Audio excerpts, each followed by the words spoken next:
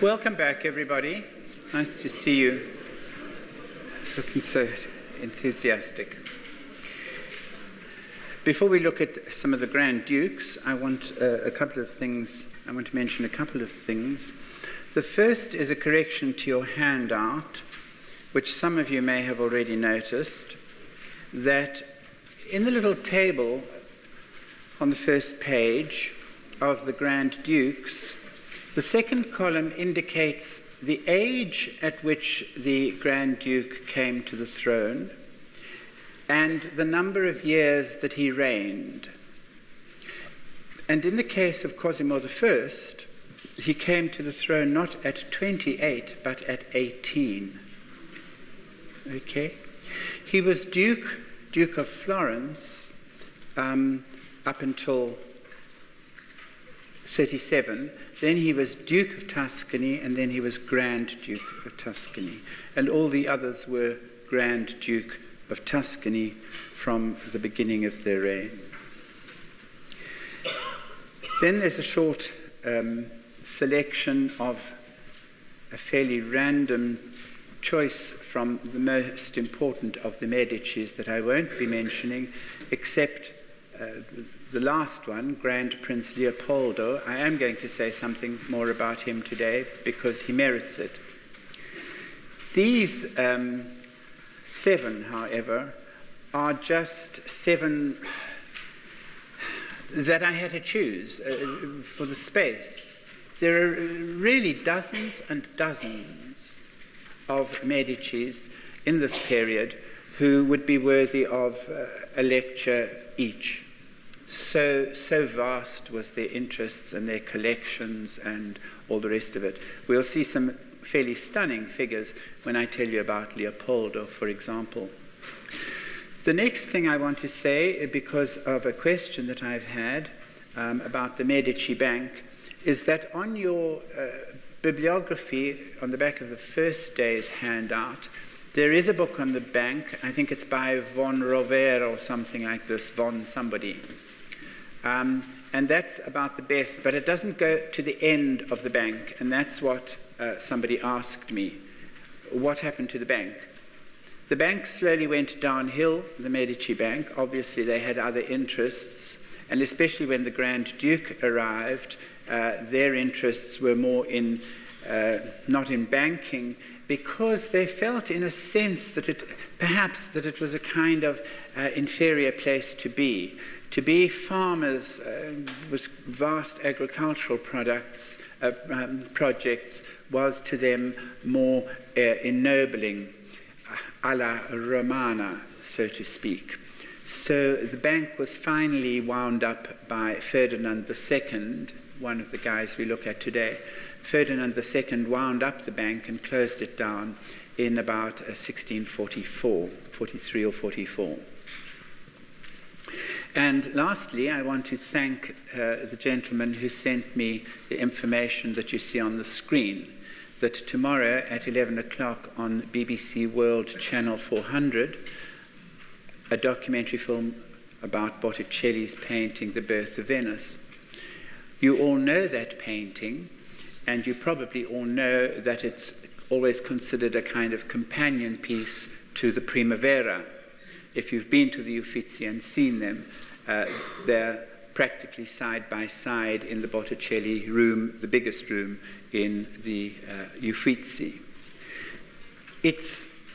Although narratively they are in effect companion pieces, because the Birth of Venus, the story of the Birth of Venus, continues in the Primavera, in the iconography of the Primavera.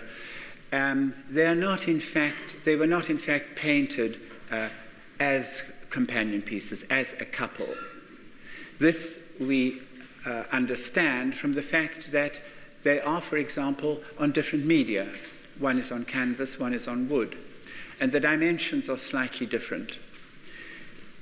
They're interesting paintings as far as their provenance is concerned, because they were really only appreciated in the 19th century. Botticelli, in fact, was neglected for centuries.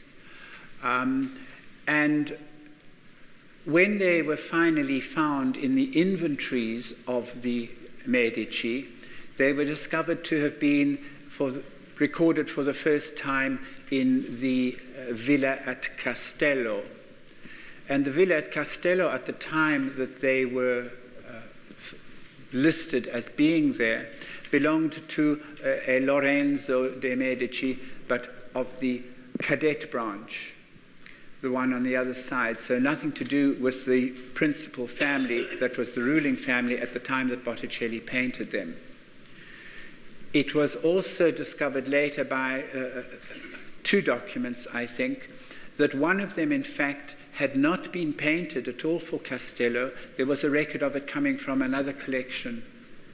So although they were probably historically within the same period, because of that idea that the iconography is continuous, they may very well have been even painted for two different patrons, neither of which probably was a Medici. That's just a little note. Not sure what the BBC are going to tell you tomorrow about that painting. There are such wonderful paintings.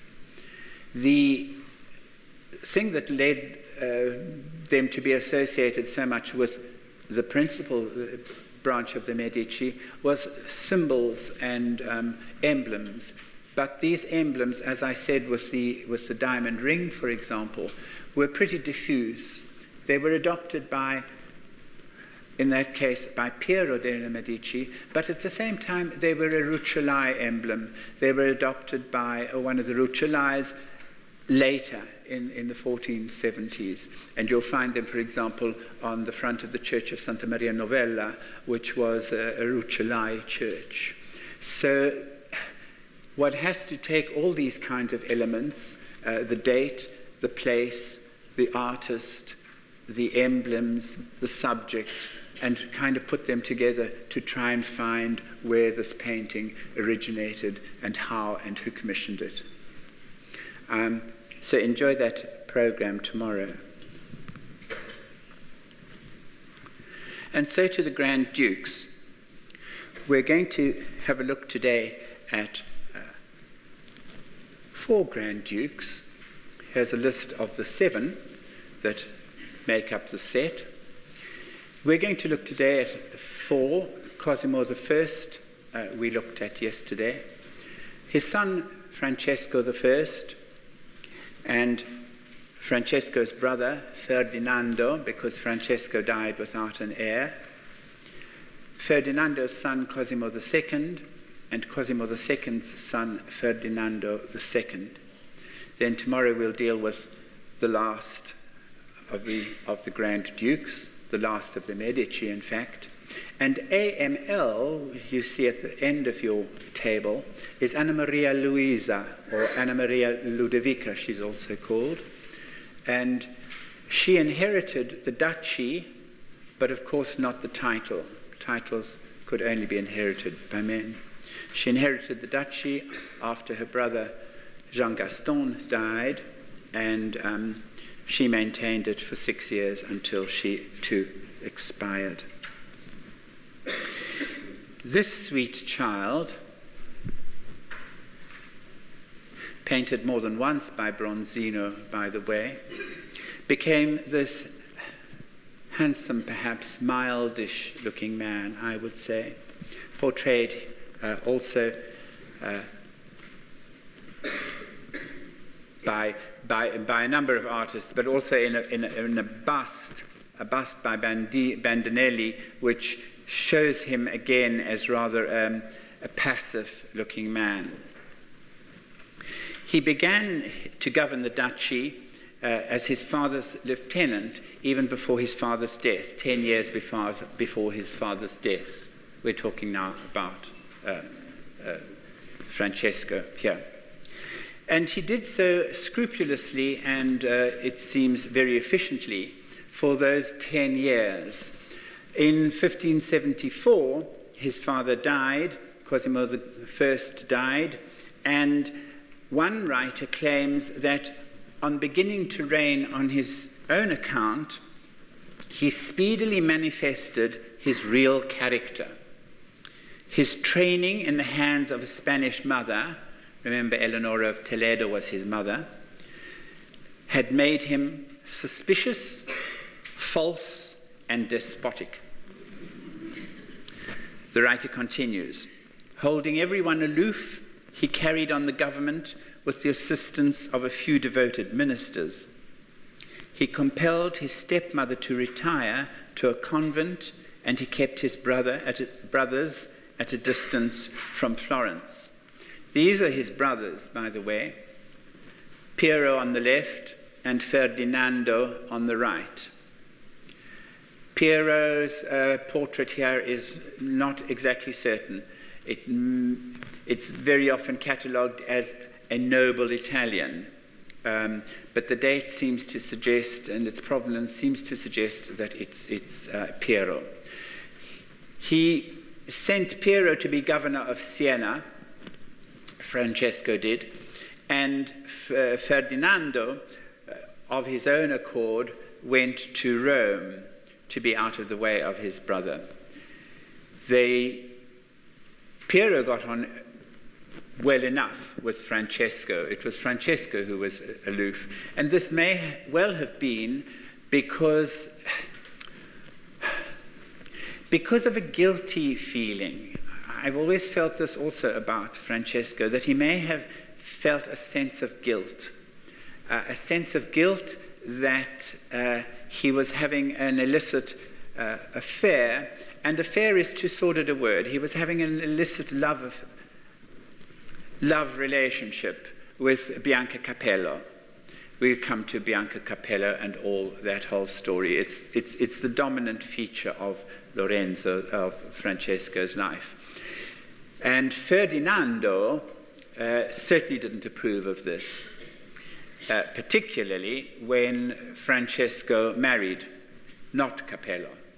2 years after he had met Capello, he was, of course, obliged to marry into royalty in order to secure an heir. Ferdinando then went to Rome. It was said that Francesco liked the privileges of power without its burdens, and he was remembered by his subjects more for his extravagances than for enlightened patronage. However, he sponsored many civic and cultural initiatives, such as the expansion of Livorno harbour, which became very important, and perhaps very, very important, the foundation of the Uffizi Gallery in 1581. The construction of his studiolo in the Palazzo Vecchio, which also an important project of patronage, and he encouraged the study of natural sciences, chemistry and alchemy in particular, in which he was also a direct participant. You remember how his father was also a hands-on kind of guy who liked to clean archaeological things and was interested in chemistry and machines. Francesco followed, and he spent much more time in his pursuits, his experimental pursuits, than in governing. He left governing to the administrators, so to speak. His experiments in this regard were aimed on one level, in one project he had, was to find a substitute, a local substitute, a way of making the kind of ceramics that were arriving from China. And he did, in fact, invent a system which became known as Medici ceramics. And he set up a ceramic factory not far from the center of Florence. For a short time, for a couple of centuries, Medici Florentine ceramics were very well known. There are very few of them, in fact, left. I tried to find some in the Museum of the Bargello, where there's quite a lot of ceramics, and most of that stuff is later from Urbino and Forlì and places around. But if you like to check on internet, you will find Medici ceramics. The thing about this is that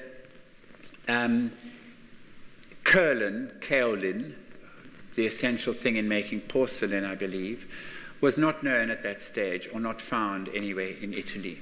And that was the ingredient, I think, that the Chinese had used. However, I'm just giving you little straws of extraordinary stories, and it's just one little straw of a whole haystack, a whole Medici haystack of things that they were doing and achieving.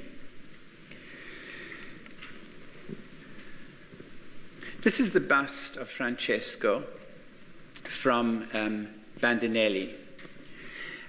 I think it's the face of a man who's fairly tranquil, looks unaggressive, and it's the impression that he gives in almost all of his portraits.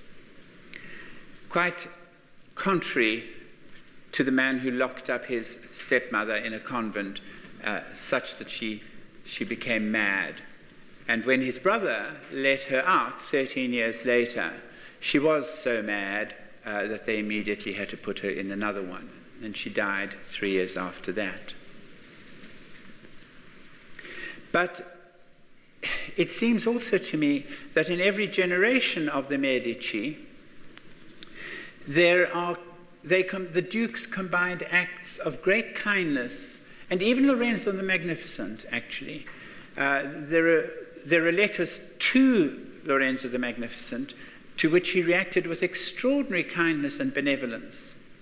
And yet, he was also responsible for a massacre at Volterra, for example. Lorenzo was. And each of the dukes was, in a sense, responsible for something pretty awful like that. In the first 18 months of Francesco's rule, in a little city like Florence, there were over 180 murders, and there were quite a lot of executions as well. Anyway, Francesco's first act as Grand Duke, as I said, was to have his stepmother put aside, so to speak. His personality was quite different from the ambitious, tenacious, and persevering one of his father. On the other hand, he inherited not only his father's title, but a well-established institutional power, and this allowed him to leave a good part of the activities of governing, as I said, in the hands of his ministers, devoting himself more to his studies, and I dare say to Bianca. More so than a sovereign, in fact, Francesco was a scholar, particularly of chemistry and the natural sciences. Apart from the porcelain that I've mentioned, he was the first man to discover how to melt rock crystal for the making of vases. He delighted in alchemy as well, and would pass entire days in his laboratory, fusing metals, distilling liquors, developing pharmaceuticals. He also nurtured a passion for the stars and geography, and he generously hosted astronomers and cartographers in his court. And this room in the Palazzo Vecchio, the cartography room, contains many of the maps that were drawn up for him, covering a vast area. You can see, in fact, here, one that you recognize.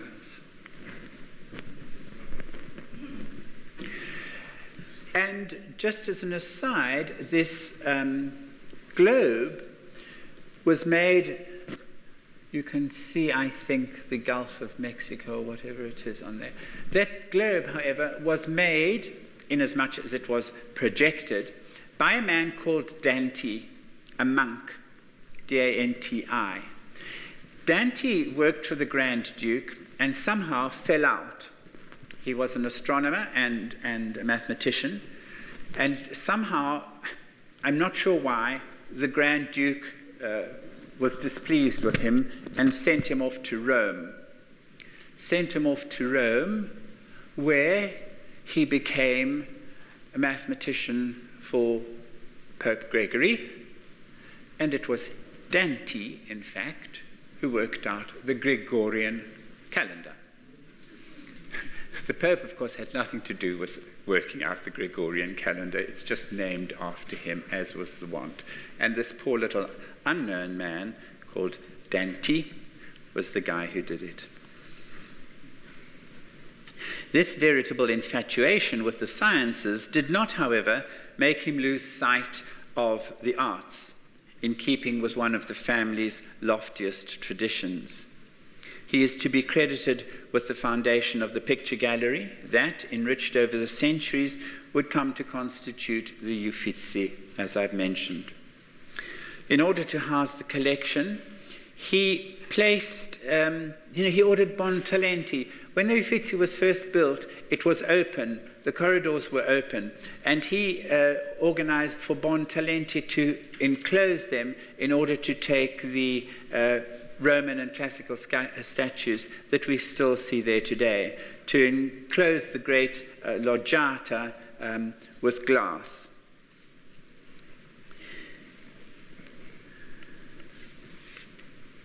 In 1568, Francesco acquired a huge tract of land at the foot of the Apennines, and he entrusted to Buontalenti, the architect, the task of building a splendid villa, the Villa of Pratolino.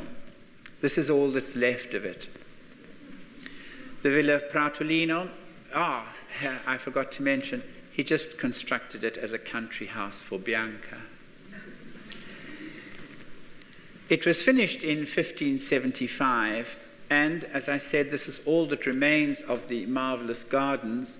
The villa itself was acquired by the family Demidov in the 18th century, and in the 19th century the villa was pulled down. I've lost the slide, however.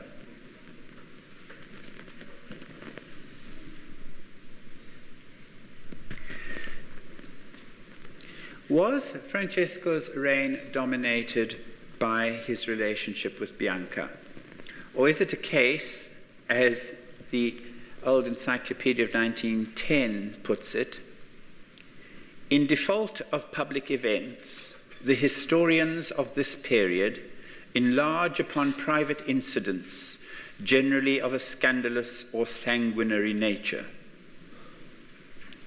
Bianca Capello, seen here with her Kindle in a painting by Alessandro Allori, certainly dominates the historiography of Francesco, and her story is well known.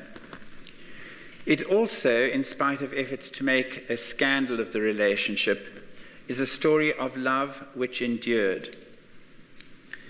The palace near Pitti Palace, which Francesco installed her, is a stopping point for every tourist.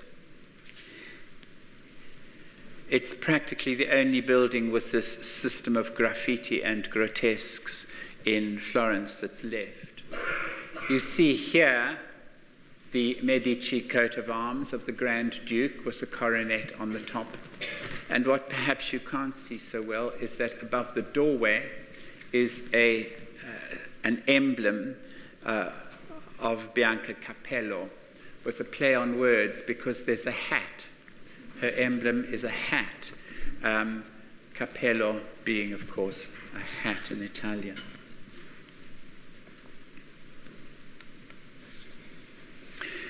There's an interesting painting of her by Allori. It's double-sided. This is the front and the back.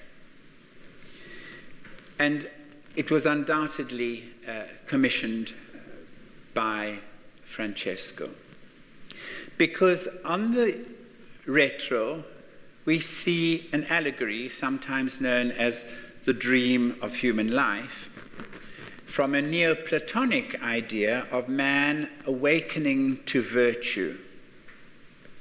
Man as a whole, there resting on the globe of the universe or earth, and a trumpeter awaking him to virtue. We see the virtues in the background, the virtue of kindness, love, work, and so on. And in a little box under the bed that he's been sleeping in, we see all the things that are being given up, the opposite of the virtues, so to speak. It's taken from a drawing now in a London collection, a drawing attributed to Michelangelo. And given that this is painted on the back of a portrait of her, Bianca, who was considered a sinner, let us say, the allegory no doubt refers to the purification, the purifying force, let us say, of love. It's been pointed out that the portrait must surely have been before Bianca married Francesco and became the Duchess, since official portraits of her show her to be fatter, more matronly, while the allegory, referring to the purification by love, is far more likely to have been given by a lover rather than a husband. The deaths of Bianca and Francesco, the other way around actually, within 12 hours of each other, inevitably recalled Romeo and Juliet and inevitably mentions of poison. Francesco left no male heir, and the title passed to his brother Ferdinando. I should, I think, give you 2 minutes about the story of Francesco and Bianca, because it's probably not, there's probably someone who might not know it. Bianca Capello was a Venetian girl married to a young man from Florence who was working in a bank in Venice. She was from a good Venice family, not noble, but good, and she was something like 15, and she eloped with this rogue, because he was Venetian. I mean, he was Florentine in Venice, so he couldn't have been any good. And they went first of all to Padova, I think, or Verona, and then to Florence. And she had only been in Florence a short while when the Duke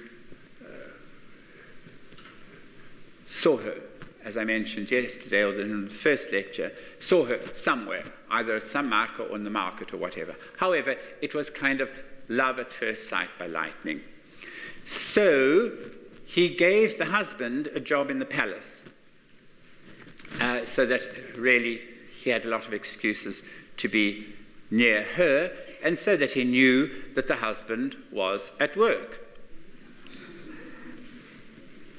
It's undoubtedly a great love story, because from there on it endured, and slowly, slowly she was known to be his companion always. Except, of course, that he had to marry, and he married a princess from Bavaria. And he had to have children by the princess. So poor old Bianca was installed in that palace near the Palazzo Pitti, and the wife, in effect, had to put up with it because it was common knowledge. Francesco's children with the princess wife kept dying, so they didn't end up with any. And Bianca obviously wanted to have a child also from Francesco. As luck would have it,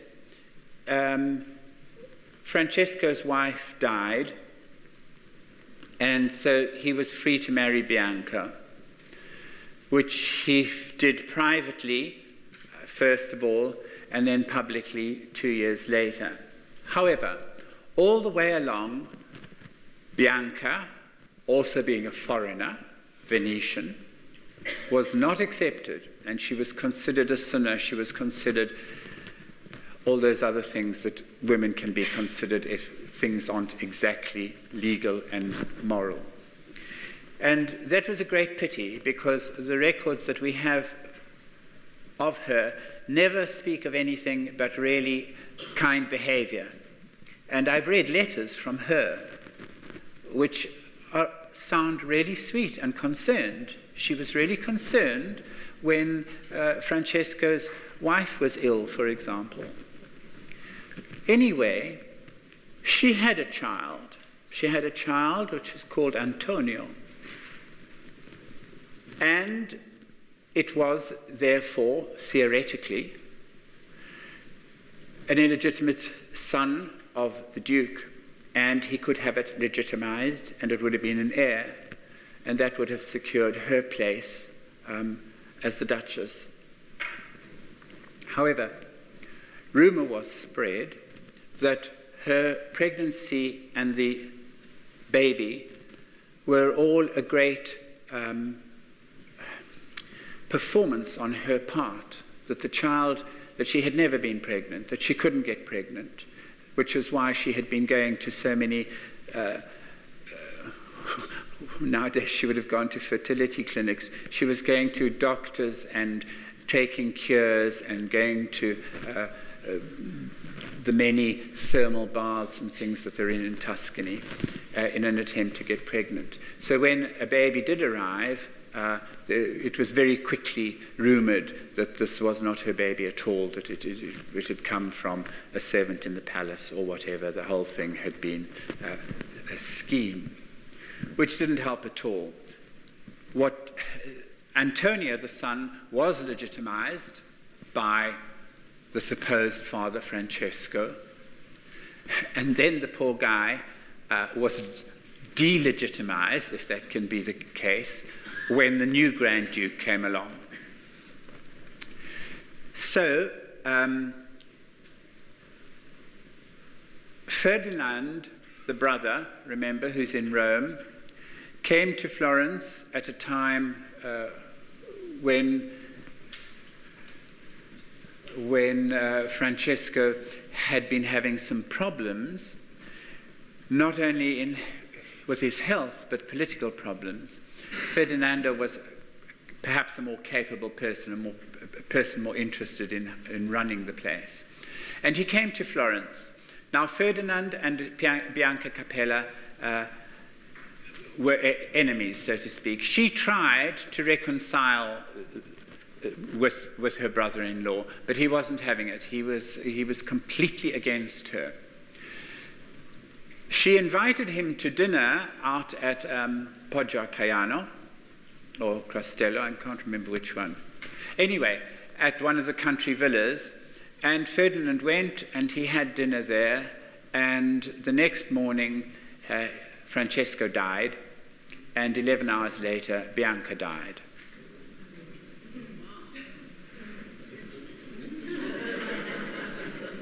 The stuff of... So, of course, the rumours arose that Ferdinand had poisoned them both. The rumour arose that she had prepared poison for Ferdinand, that's why she had invited him to dinner, but Ferdinand's brother took a piece of the tart before Ferdinand could have a piece, and she, seeing her, Francesco, take a piece of the tart, took a piece of the tart herself. Francesco, of course, was buried with great Medici pomp in the mausoleum, and when they asked Ferdinando, what do we do with Bianca's body, he said, just chuck it away anywhere that we can't find it. We're not interested. Which was a bit of a problem for 4 centuries later, when we've got all these very curious forensic people. The forensic examinations are also not conclusive, because arsenic was a favorite poison in those days, but it was also something that was taken quite regularly by a lot of people, like a homeopathic medicine, strangely enough. And although there are slight traces of arsenic in Francesca's body, it's more, it has been confirmed that he probably died of, has been confirmed probably. It's been confirmed that he died of malaria. And she probably did this as well. I think, I'm not completely up to date on this, that Bianca Capello's remains have been found. They were put into a graveyard at a church near where they died. But it's been a great business in the last 20 years to look at Medici bodies, to dig them up and analyze them, because of so many dramatic deaths that happened. So Ferdinand survived that meal to become the Grand Duke. And he must undoubtedly be the most important Medici of all, because he introduced chocolate to Florence. A little diversion. Our favorite precious drug was brought to Ferdinand by a man called Antonio Carletti. And Antonio Carletti is one of those forgotten heroes. He was the first man to circumnavigate the globe. He was a Florentine, of course. To circumnavigate the globe without a fleet and as a private individual. His voyage took place from 1594 to 1602. It was not without its difficulties, as you might imagine, but it was sponsored by Ferdinand, the great Duke, to whom he dedicated his book, My Voyage Around the World. Ferdinand undoubtedly had mercantile aspirations to financing such a prospect, such a journey, but nothing much came of it in terms of making money, but of course it was well worthwhile to bring chocolate home to Florence. Ferdinand I was a cardinal, as you see him dressed here. He too had an iPhone, like most of them. And he was a good cardinal, we're told, until he became Grand Duke and he had to marry to provide a Medici heir. When his brother Francesco had become Grand Duke, Ferdinand, remember, I told you yesterday, had gone to Rome.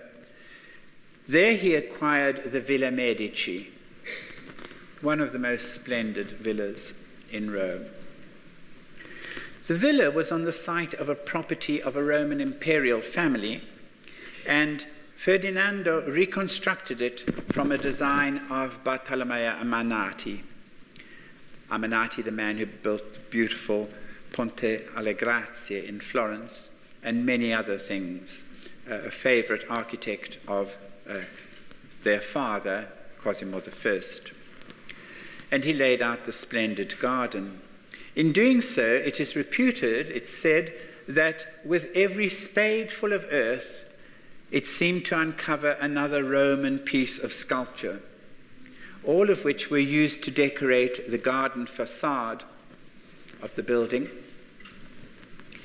And in addition to what was being uncovered, Ferdinand purchased 172 pieces of ancient sculpture from Roman collections. 11 years later, when he became the Grand Duke, some of this collection was brought to Florence, a big part of it, and some of his collection from the Villa Medici came later as well to Florence. But two or three of the most important pieces ended up in the Vatican City, in the Vatican museums. The sculpture in the Uffizi, much of the Roman and antique sculpture in the Uffizi come from that time. This is the first corridor in the Uffizi where you begin to see that collection.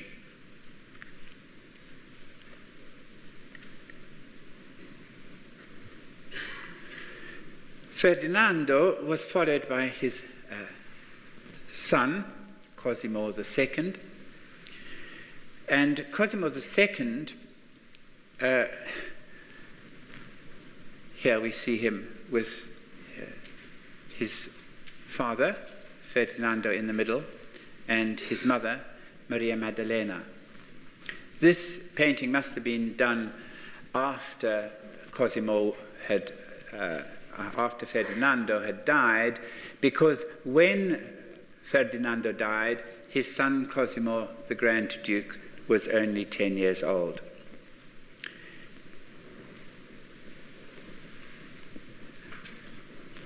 Sustermans painted this, and Sustermans, I should mention, was court painter from 1620 to his death in 1681. 60 years documenting 3 generations of Medici, and practically all the portraits that we see are by Sustermans in this period. One can hardly call them handsome, but certainly Cosimo was, let us say, he restored a youthful sort of atmosphere to Florence after the fairly conservative rule of the Regency. Because when he was 10 years old and inherited the throne, so to speak, the Regency for the next 8 years was his mother and his mother and his grandmother. And they were both very severe ladies. When he became Grand Duke, in fact, his mother continued to be the power behind the throne, so to speak, although he developed himself a really independent character. He inherited his father's tolerance, and he also loved architecture, and he indulged in this predilection by enlarging the Grand Ducal Palace at the Pitti Palace he enlarged enormously, and by constructing this villa at Poggio Imperiale. Now, the Poggio Imperiale villa is quite important. There had been a Medici villa or holding here for some time, and it was one of the Medici farms, and he and his wife later did most of the decoration and extension of this villa. It's quite changed, by the way. This was at Arcetri. It's been changed over the centuries quite a lot, and since 1823 it's been a school. It's like that today. I pass it every day on my way to work. It's a very splendid, noble-looking building. It was here, in this building, in 1770, that Wolfgang Amadeus Mozart played his only concert in Florence. The beginning of the 17th century was distinguished by its great scientific advances, particularly in the field of astronomy, and the young Duke's intelligence was greatly attracted to the sciences of the stars. Francesco, his grandfather had set up chemical laboratories in his palace, and Ferdinand put on an opera in the Uffizi. So Cosimo added an observatory to this villa here, and there he set up a telescope which Galileo had just invented, and which the great scientist had brought with him when he took refuge in Florence. Galileo had met the future Duke, the future Grand Duke, at Padova, where Galileo was professor of mathematics and philosophy, and Cosimo was a student there for some time. When he became Duke, Cosimo invited Galileo to relinquish his chair at Padova and come to Florence. He was immensely considerate towards Galileo, relieving him of all material preoccupations and giving him a villa at Arcetri right next to Poggio Imperiale that we've just seen, and keeping him safe from his rivals and enemies, all those who opposed his revolutionary ideas and wished him harm. Unfortunately, Cosimo couldn't extend his protection much further than that, because he died in February 1620 at the young age of 30. Since they're so rare in this history, I want to mention a woman, not a Medici, but a painter to whom Cosimo was a patron, Artemisia Gentileschi. In Florence, she was a Roman, but she came to Florence after some bad news, in a bad case, law case involving rape by one of her father's apprentices or something like this. Her father was also a great artist. And she came to Florence, where she enjoyed a huge success. She was the first woman accepted into the Accademia delle Arti del Disegno, the Art of Drawing Academy, which had been established by the Grand Duke Cosimo I, together with Raphael and Michelangelo and a couple of the big guys of those days. And it was a highly prestigious academy that she joined as the first woman member.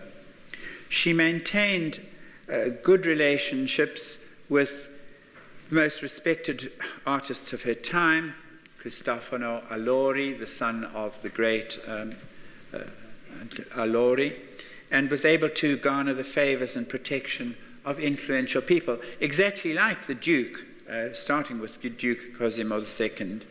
And she had a good relationship with Galileo, for example. She corresponded with him for years.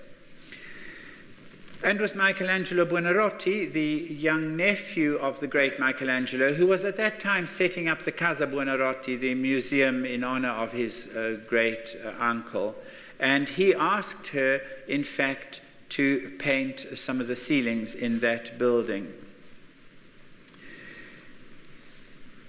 Her heroines, like the one in Judas, the painting of Judas here, she did a number of the murder of Holofernes with Judas, are almost always self-portraits. She had an abusive husband, and he used up all her money. We have accounts that show this.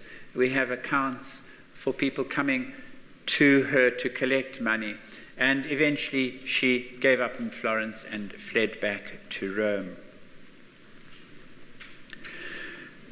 Cosimo II died when Ferdinando, as I said, was only 10, and his mother and paternal grandmother acted as regents.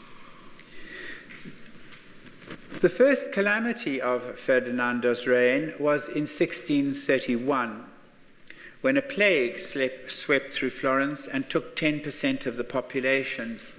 Unlike most of the Tuscan nobility, Ferdinando and his brothers stayed in the city to try to ameliorate the general suffering. And that, I think, was indicative of his reign and his attitude. The successive plague epidemics and the economic depression in the wool and linen industries provoked a vigorous response in this young man, and he embarked upon a program of public works, patronizing great projects of architecture, including the expansion of the Palazzo Pitti and creating an amphitheater in the Boboli Gardens, which was used. He sponsored, again, entertainments within the royal palace, shall we say, as Lorenzo the Great had done long before him.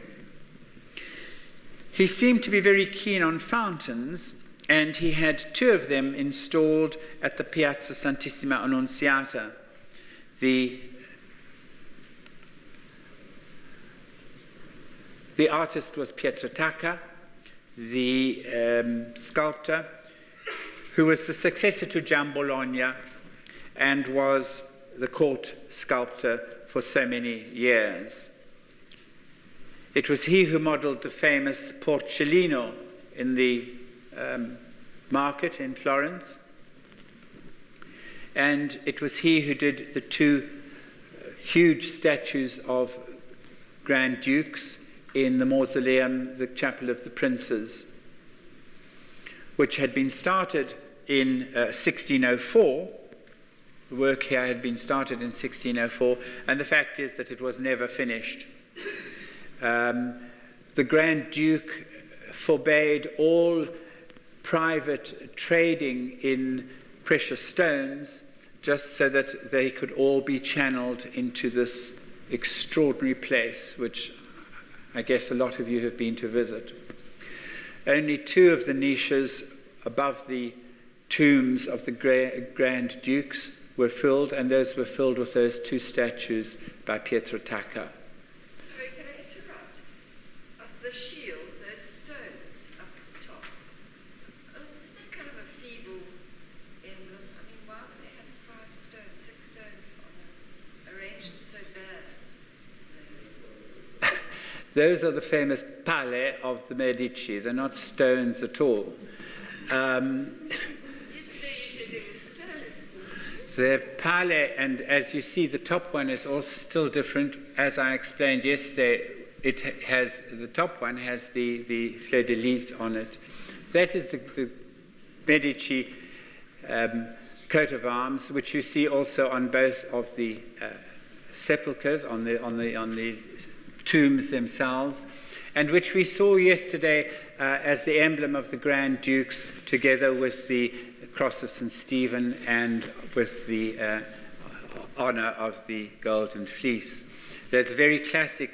You find it, oh gosh, I wonder how many there are in Florence, on buildings and doorways and all the rest of it. Great mystery and debate about the origin of them. I think I said to somebody that they're not related, really, the family ever that we could have found, to doctors themselves. But one suggestion has been that because they adopted this name of Medici, which means doctors, they also adopted symbols of the bleeding cups. It's been suggested that those are bleeding cups, and lots of other suggestions have also been made. This interesting mausoleum was, as I say, never finished. It was never finished. It was one of the places that Hitler visited when he was entertained in Florence by Mussolini. And at that time, in order to make it look completed, cardboard fronts like that of the altar were created, that you can't tell the difference, of course. I mean, Florentine artists being so good, you can't tell that they're not stone. But there are sections of this mausoleum that remain like that and are not bare stone, thanks to the visit of Hitler.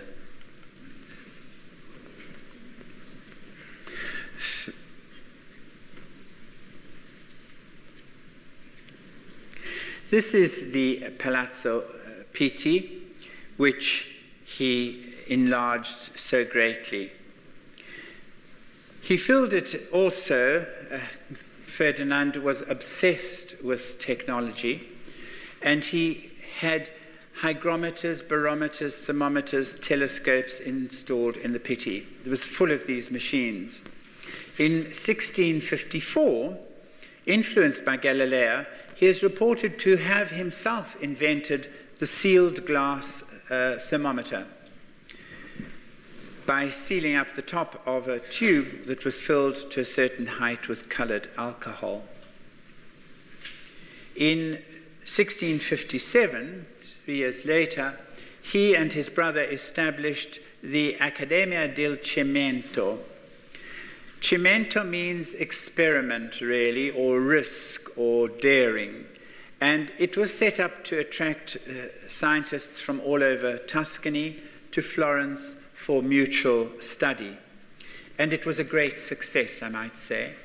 The result of this was the establishment of science and natural history museums. At one stage, there were no less than 5 natural history museums in Florence, and the Academy del Cimento became the scientific museum which we still find almost beside.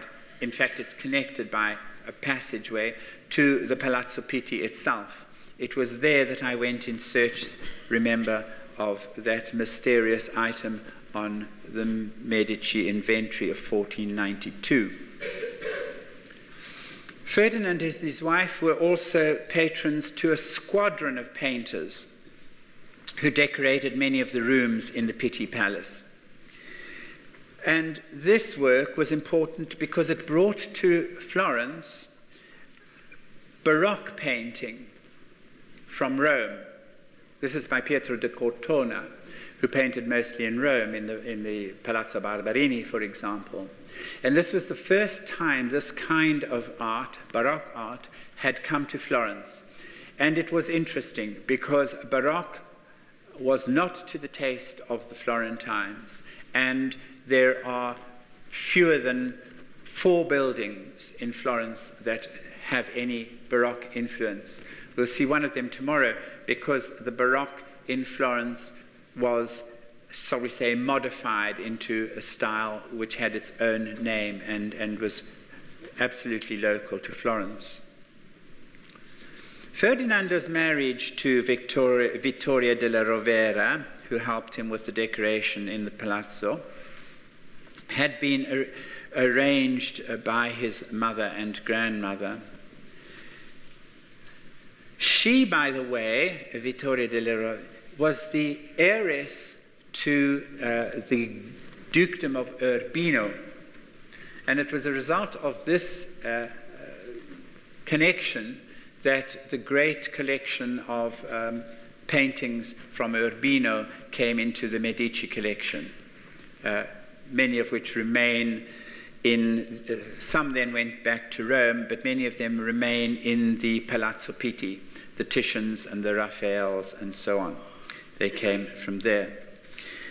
His marriage had been arranged in 1634. Together they had 4 children, but only 2 survived. The 2 that survived were Cosimo, born in 1642, and Francesco Maria, who was born 18 years later. 18 years between them. This was the fruit of a brief reconciliation, because after the birth of Cosimo, the 2 had become estranged. Vittoria had found Ferdinando in bed with a page, one Count Bruto della Molera. He was even a count, imagine. Ferdinando died in May 1670 of apoplexy and dropsy, favorite diseases in those days, and was interred in the Medici necropolis that we've just seen. I cannot not mention the last and probably least on his list of achievements. It was his bright idea of a rather bizarre nature, which met with little success. It was the introduction of the camel to Italy. The Grand Duke's attempted innovation was not inspired by scientific curiosity, nor by any desire to study the anatomy and habits of the camel, but by the practical idea of adapting for Italian use this domestic species known for its patience and endurance, and which he thought might well prove to be less costly and more useful a beast of burden and draught than the horse. Camel breeding was only one of the list of Ferdinand's projects to reform agriculture, but the enterprise was a flop. A few camels walked about Tuscany, but were kept more out of curiosity than the hope that they would prove useful. That brings me to the end of today's Grand Dukes. It leaves us the last three pathetic creatures for tomorrow.